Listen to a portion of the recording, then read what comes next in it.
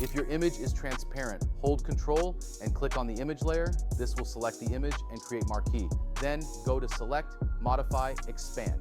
Choose about 50 to 100 pixels to expand the selection. Press Ctrl-Shift-I from your keyboard to invert the selection.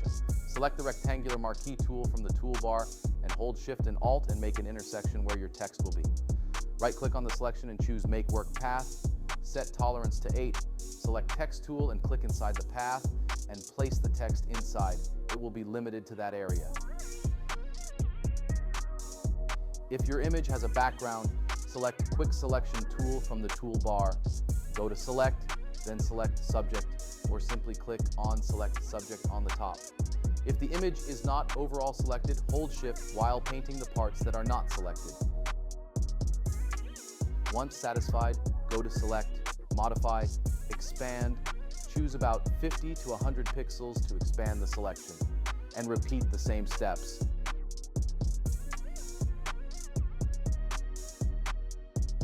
And we're done.